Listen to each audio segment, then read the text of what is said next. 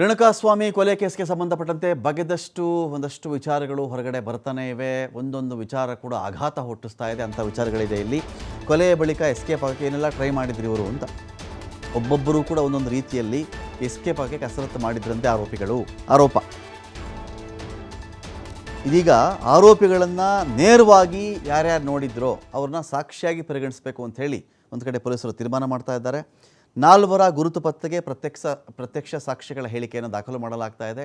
ನೇರವಾಗಿ ನೋಡಿರ್ತಾರಲ್ಲ, ನಾನು ಇಲ್ಲಿ ನೋಡಿದ್ದೆ, ಇಲ್ಲಿ ನಿಂತಿದ್ದ, ಇಲ್ಲಿ ಇಂಥ ಕಾರಲ್ಲಿ ಬಂದ, ಇಂಥ ಆಟೋದಲ್ಲಿ ಹೋದ, ಇಂಥ ಸ್ಕಾರ್ಪಿಯೋದಲ್ಲಿ ಹೋದ, ಇಂಥ ಜೀಪಲ್ಲಿ ಹೋದ, ಅಲ್ಲಿ ನಿಂತಿದ್ದ, ಕುಂತಿದ್ದ, ಈ ಥರ ಬಟ್ಟೆ ಹಾಕಿದ್ದ, ಗಾಬರಿಲಿದ್ದ, ಓಡ್ತಾ ಇದ್ದ, ಅವನು ಇಂಥ ಶೂ ಹಾಕಿದ್ದ, ಚಪ್ಪಲಿ ಹಾಕಿದ್ದ, ಇಂಥ ವಾಚ್ ಕಟ್ಟಿದ್ದ, ನೋಡೋಕೆ ಹಿಂಗಿದ್ದ, ಗಡ್ಡ ಬಿಟ್ಟಿದ್ದ, ಮೀಸೆ ಬಿಟ್ಟಿದ್ದ, ಇದೆಲ್ಲ ಇದೆಯಲ್ಲ.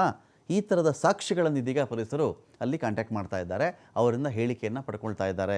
ಪ್ರತ್ಯಕ್ಷ ಸಾಕ್ಷಿಗಳು ಒಂದು ಕೊಲೆ ಕೇಸ್ಗೆ ಸಂಬಂಧಪಟ್ಟಂತೆ ಬಹಳ ಮುಖ್ಯ.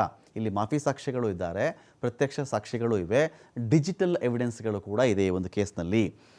ಆರೋಪಿಗಳ ಗುರುತು ಪತ್ತೆ ಹಚ್ಚೋದಕ್ಕೆ ಅನುಮತಿಯನ್ನು ಖಾಕಿ ಪಡ್ಕೊಂಡಿದೆ. ಕೋರ್ಟ್, ತಹಶೀಲ್ದಾರ್, ಜೈಲಾಧಿಕಾರಿಗಳ ಬಳಿ ಅನುಮತಿಯನ್ನು ಪಡ್ಕೊಂಡಿದ್ದಾರೆ. A4 Raghavendra, A6 Jagadish, A7 ಅನು, A8 ರವಿ ಗುರುತು ಪತ್ತೆ ಹಚ್ಚೋದಕ್ಕೆ ಇದೀಗ ಪೊಲೀಸರು ಮುಂದಾಗ್ತಾ ಇದ್ದಾರೆ. ಇಂಥ ಜನಗಳನ್ನು ಯಾರು ನೋಡಿದ್ರಿ ಅಂಥೇಳಿ ನೋಡಿರುವವರ ಬಳಿಯಿಂದ ಹೇಳಿಕೆಯನ್ನು ತಗೊಳ್ತಾ ಇದ್ದಾರೆ.